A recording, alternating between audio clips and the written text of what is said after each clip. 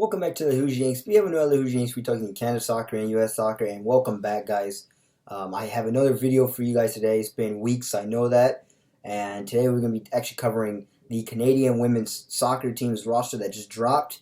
Actually dropped, I believe, a few hours ago today, but before that, the U.S. roster women also released yesterday. So I'll be doing a video on that after this one. But today we're just going to be talking about, we're going to be breaking down the roster. I see first at a glance. We've got new names on here to kind of talk about kind of what this means for them, what this opportunity means for them, as well as overall what this whole opportunity in these next two friendly matches mean for Canada, as they're going to be playing Australia on a back-to-back on Brisbane and Sydney. I'm going to be covering the details of those games after I break down the roster of names, but we're going to be talking about why in the world Canada is playing these friendlies and what they're playing for. And yeah, we're going to start with that. Before we do, quick housekeeping announcement. If you guys hear banging, any kind of drilling, noises like that, apologies, but they're doing construction all around the neighborhood here. That's just part of living in a big city. You've got condos going left and right, and especially during the day. And even during the night, it can get noisy too, as even in this apartment, you got people moving in and out. So, no, there's really no perfect time to make a video, and that's why today, right now is relatively quiet. I know there's construction going on outside, but given this is one of the quieter periods, as, it goes on all day, and it can get noisy all 24/7 if you're not careful. But, yeah, so I figured, why not take the time to do the Canadian video first right here, and then the U.S. video after this one. And as I said, we're going to be talking about the details of the roster and the objectives and meaning and purpose on what these games for against Australia mean for the Canadian women's national team. So we'll start with our goalkeepers. And as I said, it looks like we do have quite a bit of new names here. And on that note, normally, as I said, I should know all the names at this point, but because we have new names, I am going to say it again. Sorry if I mispronounce any names. And on that note, please feel free in the comment section if you know these names by heart, or the actual correct pronunciation of these names. So correct me in the comment. That way I can learn from it too, and we can help get their names right the first time going forward, should their names appear on any more rosters. So on that note, let's just go ahead and break down the goalkeepers. So for our three goalkeepers here, we have Sabrina D'Angelo, Lesiane Praou, and Kaylynn Sheridan. And hopefully I got hopefully I got her name right. I know I mispronounced that, but yeah, we've got two new names here. But of course, we all know that the one goalkeeper, which looks like it is going to be Canada's main goalkeeper go-to, is Caitlyn Sheridan, as of course she's filling in the shoes for the recently retired Canadian goalkeeper. And we saw how she played against the USA in the recent CONCACAF World Cup and the Olympic qualifying tournament. We saw how she played, and yeah, she looked outstanding. Unfortunately, the U.S. scored a penalty and won it, but hey, what else can you do? Canada looked pretty good overall that game.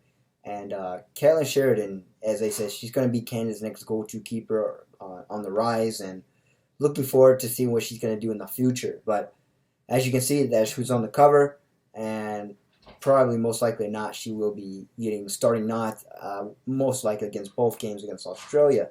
So maybe depending if Canada's beating Australia by a lot or have a significant lead, you might see Lesiane or Sabrina play a little minutes here and there, or even if they're losing, you might see them play, as these games, once again, they're friendlies, and they won't mean anything. Win, lose, tie, it's just prep for Canada, which I'm going to talk about why later on. Canada, these games are important to them, and what's the big objective they're playing for.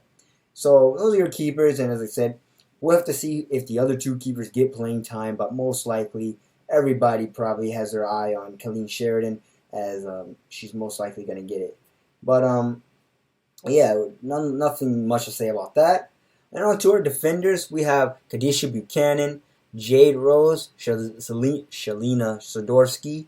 I should not butcher that name, as she's always appeared a lot. Alyssa Chapman. Here's a new one for you guys. Marie Levasseur, Biana St. Jorge's, I believe, or St. George's. I think it's St. Jorge's. And Surieka, we've seen her name before, and I believe she might get minutes here and there. But nonetheless, for our defenders, you have the typical names here. I mean, other than Marie Levasseur and Surieka and Biana St. Jorge's, typically you have your main defenders there. And those are the three names I list off at the end. You might see minutes from there here and there against Australia. Once again, it depends how the candidate's going to do this. They could decide to stick with experience if they want to, take this game for what I'm going to explain later on. Will be prepped for the World Cup, which, by the way, is the big, objective. Of course, the Olympics is also later down the road, but then again, Canada has to beat Jamaica in that playoff game at home and away to confirm their spot in the Olympics. So they're taking another route to qualification for the Olympics, but hey, that's okay. As I said, this is not the first Canadian team we've seen having to take another route, so it shouldn't worry us so much. But yeah, it depends how Beth Priestman, I don't know why I'm mispronouncing her name, Beth Priestman, how she plays these defenders as against Australia. That she could decide to go with experience, or she could just mix them up a little bit. As she can, most likely she could mix in a little bit of the young and old, or a little bit of the veterans and upcoming veterans, I should say. So this will be interesting to see what lineup she chooses against Australia, which I'm going to talk about, of course, the games in detail later on. But pretty much for your defenders, this for World Cup prep, pretty much not going to be surprised if we see our usual everyday starting lineup names being played. And especially against Australia, who's a really, really good team, especially if we're looking at Kerr. Kerr's a pretty good and lethal striker. Or Sam Kerr, I should say. But yeah, other than that, we go to our midfields, and we've got once again a new name off the bat. Hopefully, I get this right. Simi Awuho. I really hope I'm saying that right. Once again, as I said, please correct me in the comment section if you know the correct pronunciation to the name. Jesse Fleming, Julia Grosso, Quinn, Sophie Skim, and Desiree Scott. Other than Simi Awuho, pretty much usual names we see for the midfields who played against the United States or played in that CONCACAF tournament.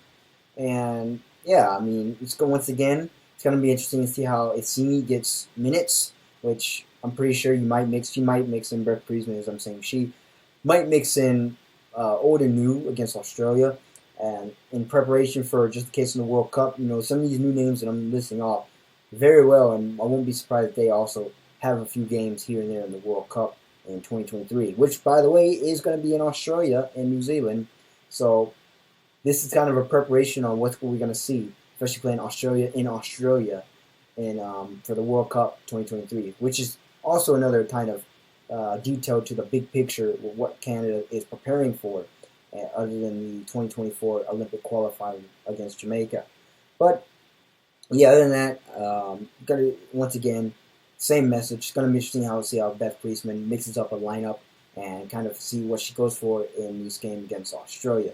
So finally, we've got our forwards or our strikers. We have Janine Becky, Jordan Heidema, Chloe Lacasse, Clarissa Larisse was a new name, I believe. I don't remember seeing her.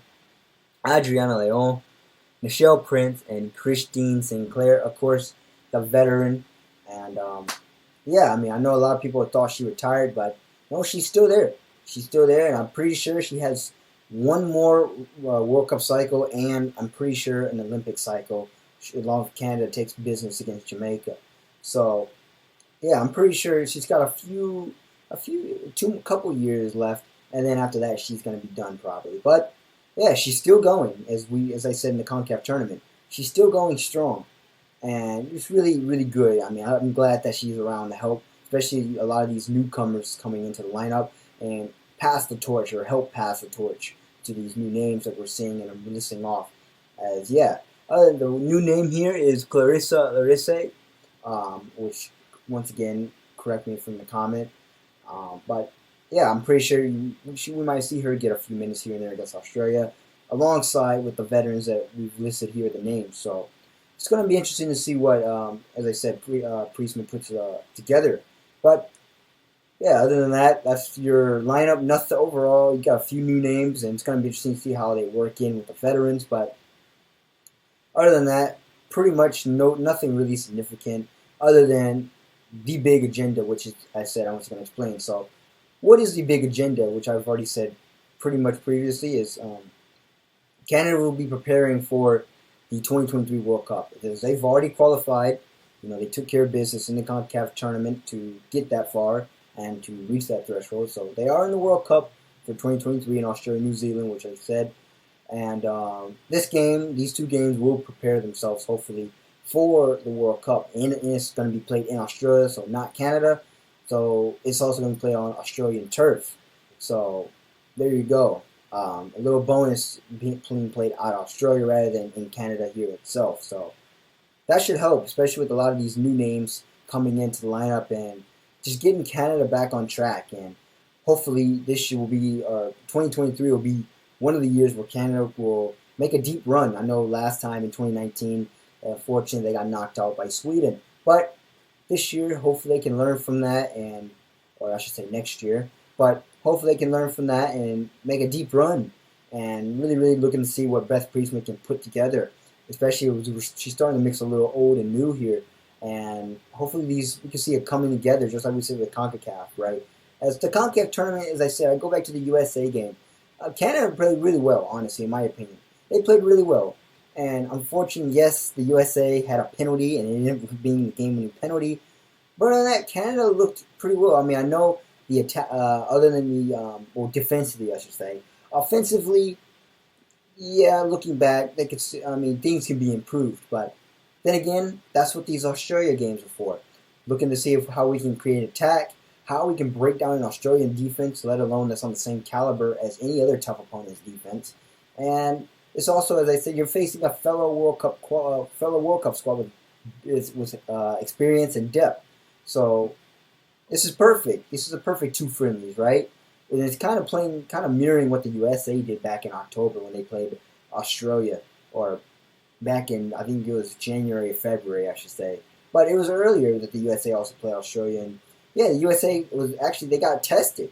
And so this is why, I think Canada will also get tested, and this is going to be really, really well, as they can analyze these two games, find their strengths and weaknesses, and really, really work on that and trying to build it better together as a unit going into the World Cup 2023, which I believe they'll have, of course, a couple other windows to play some friendlies, like the January or maybe even one in October. Like they already have England, I believe, scheduled up, or maybe the USA has England. But Canada has definitely a couple other friendlies, you would have to say, coming up. They've got the Jamaican World Cup Olympic qualifier for Paris coming up, in 2023, which will be in September of next year. But there's a lot of games, but I believe the World Cup happens that summer, so that's going to probably be after the World Cup. But as I said, the main focus right now for the Canadian women's national team is the 2022 World Cup.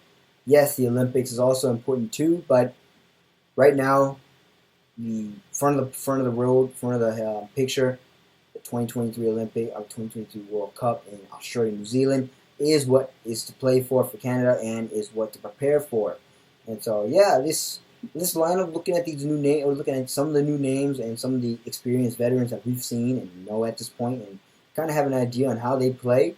I mean, yeah, it's going to be interesting to see how these new names can get integrated with this lineup, and hopefully together, as I said, they can help Canada. Really, what Canada needs is a good attack, and as I said, the defensively they look really good. They look really strong, but the midfield, it looks okay, and the attack can definitely be a little better. Another game, if you want to look at that for reference on where the attack can be better, is the South Korea game I went to in June, I believe. I went there, and yeah, as we know, that ended 0-0. Canada they had chances, but I mean, they just didn't really threaten South Korea. South Korea on the other hand had the chance too, but then again, hey, South Korea is a good team. You got to credit South Korea, but Canada, I honestly expected to do a little bit better offensively. And hey, I mean, that's what that game is for. And they took that game, and the USA also, that game also showed that too, where Canada really needs some really need some stronger mid and attacking options. That's my two things or two objectives I would say I'm looking for in terms of the Canadian women's roster, in terms of Canadian play style coming up and for the new games and going into the World Cup. How does the midfield play? Can they help officiate and create chances for the attackers? And can the attackers put the ball in the back of the net? And I know Christine Sinclair does a good job with that already, but can others also help do that, against strong quality opponents? That's what we're looking for Canada's. Can that attack, can they find a way to create a stronger attack while at the same time their defense looks really, really stout? So, yeah, other than that, that's pretty much my objective and what is to play for this Canadian women's national team roster going into the 2 friendly matches against Australia. So, with that, I hope you liked this video. If you liked it, make sure you like, share, subscribe, tell your friends about it. Comment once again below if, as I said, please help me out with the names I butchered. I know I butchered them. And so please help me out with the pronunciation if you know them. And I would do my best to learn from them, as well as just commenting in below and just your thoughts on the lineup, the friendlies coming up against Australia. Which, before I go, I forgot to give you guys the details on when they are. And I believe September the 3rd. Unfortunately, the time is cut out there. I have to go back. But Australia will play in Brisbane. They'll play Australia in Brisbane. I believe that's September the 3rd at 12:30 in the morning Eastern time. And then they will turn around and play September the 6th at 5:40 a.m. Eastern time. So we've got some late night and early morning matches, I should say. That one's in Sydney, but if you're willing to wake up or stay up late for these games to watch them, hey, feel free to do so. And for that, I might make the video that morning after, or definitely it might not be immediately because this game's late and I kind of like some sleep. So it's going to be delayed, just a fair warning for those waiting on the video. But those are your matches. So I believe the first one's at 12:30 and the second one's at 5:40, which is an odd time. But I don't make the times. But yeah, like, share, subscribe, tell your friends about it, bell notification, you know all the stuff, and tell your friends. Can Canada use these 2 games to formulate and help create a better attacking chance that's coming up?